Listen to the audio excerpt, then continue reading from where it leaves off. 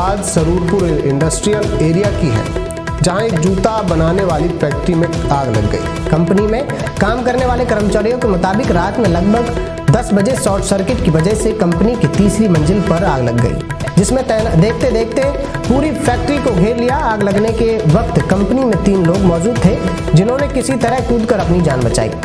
आग लगने की सूचना मिलने पर देर रात ही मौके पर पहुंची पुलिस ने बताया कि कंपनी में आग लगने से करोड़ों रुपए का माल का नुकसान हुआ है। बताया जा रहा है अभी तक 70 से 80 गाड़ियां आग बुझाने के लिए आ चुकी हैं। अभी आग पर पूरी तरह काबू नहीं पाया गया।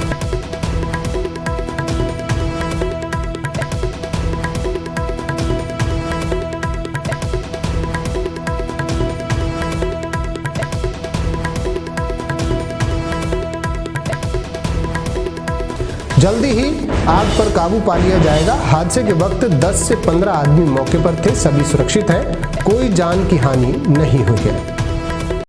जानता नहीं अर्शद राणा कौन है। घोषणा करने के बाद भी सम्मानित साथियों, इन्होंने मुझे बिल्कुल फुटपाथ पे ला दिया।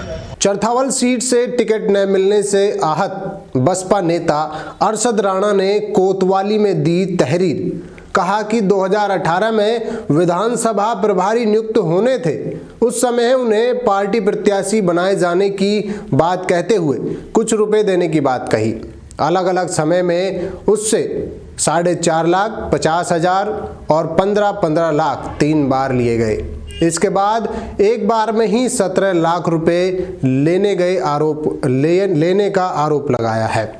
उन्होंने शमसुद्दीन राइन ने 2 बार बसपा सुप्रीमो से लखनऊ और दिल्ली में मिलवाया था। चुनाव घोषित होने के बाद उन्होंने टिकट की मांग की तो 50 लाख रुपए मांगे गए।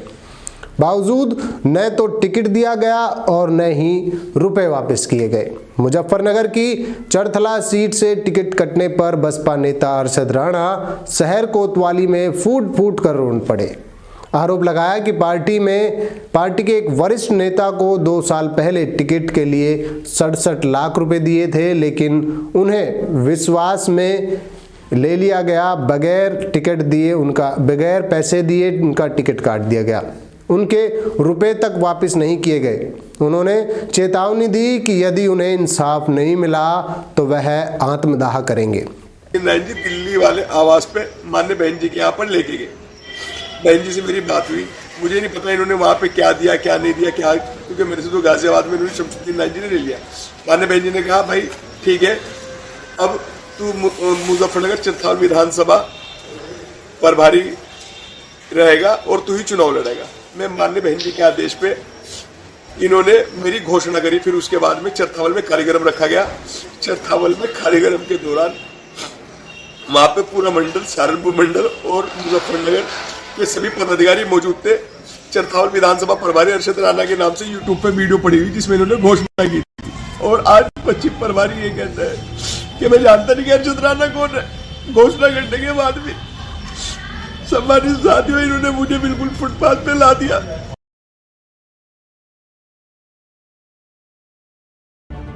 हमसे जुड़े रहने के लिए जेल से रिहा होते ही अब्दुल्ला आजम ने बड़ा बयान दिया।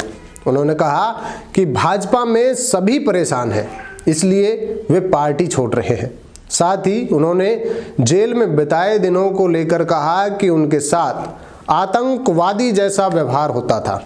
अब्दुल्ला आजम ने विधानसभा चुनाव लड़ने का ऐलान कर दिया। उन्होंने कहा कि मैं चुनाव लड़ूंगा और जीतूंगा भी। साथ ही उन्होंने कहा कि इस बार अखिलेश यादव फिर से मुख्यमंत्री बनेंगे, बस 10 मार्च का इंतजार कीजिए। बता दें कि अब्दुल्ला ने सपा के टिकट से रामपुर की स्वरा विधानसभा सीट से 2017 में चुनाव लड़ा था। वे यहां से जीत गए थे और विधायक की कुर्सी पर कब्जा किया था। यहां तक कि सब ठीक था, लेकिन कांग्रेस प्रत्याशी नवाब काजिम और वेद मियां ने उनकी उम्र को लेकर शिकायत की थी। इस शिकायत के दम पर इलाहाबाद हाईकोर्ट ने अब्दुल्ला का निर्वाचन रद्द कर दिया। यह मामला अब भी कोर्ट में है।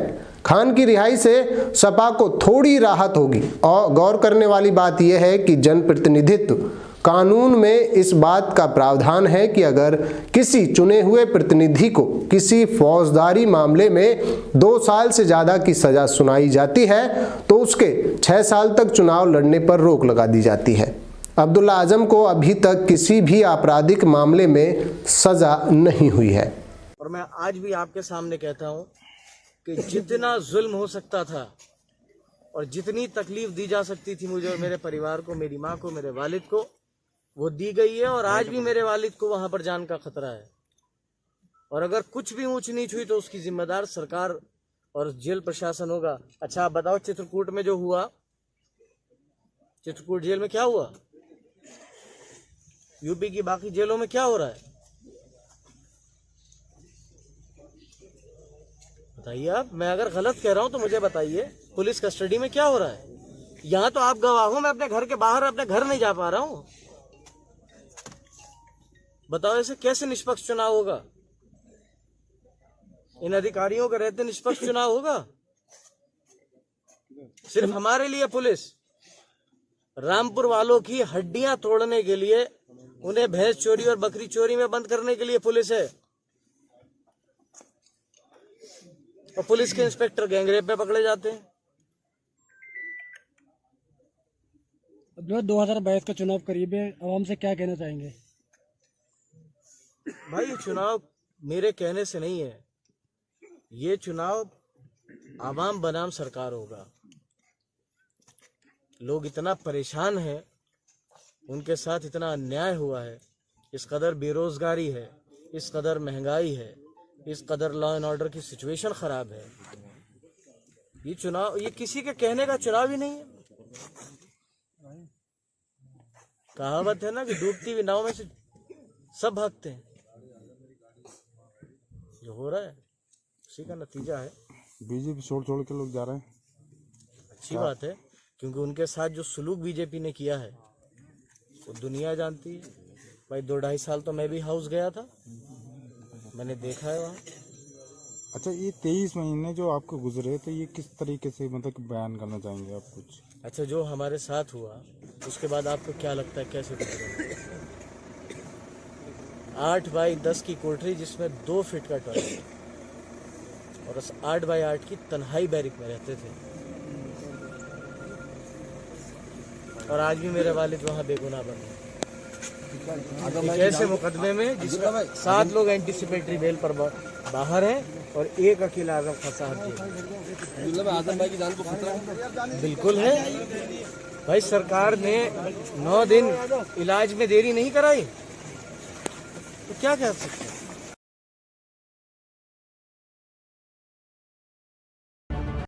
नमस्कार, मैं रवि कुमार मीणा और आप देख रहे हैं सर्वोदय टीवी इंडिया। आइए रुक करते हैं आज की बड़ी खबरों की ओर।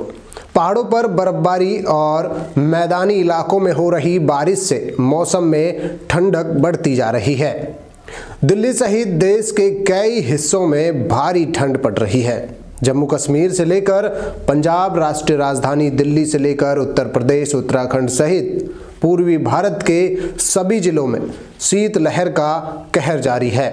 मौसम विभाग के अनुसार दिल्ली, हरियाणा में आज भी ऐसा ही मौसम रहने की संभावनाएं हैं। दिल्ली में विभिन्न जगह पर तापमान 8 डिग्री से कम दर्ज किया गया।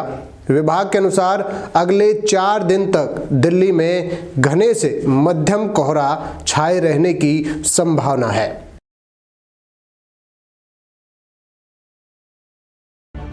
हमसे जुड़े रहने के लिए हमारे YouTube चैनल को सब्सक्राइब करें और नई वीडियो की नोटिफिकेशन के लिए बेल आइकॉन को दबाएं।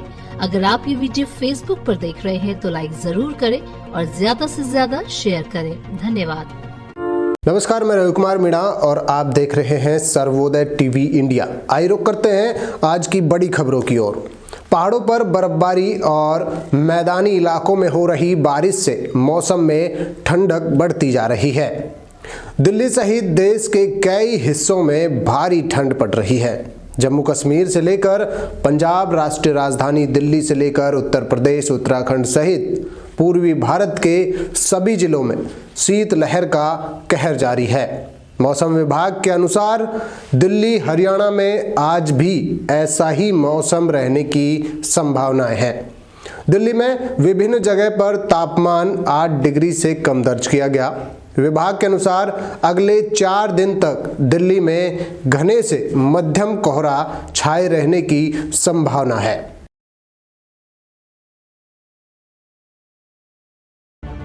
हमसे जुड़े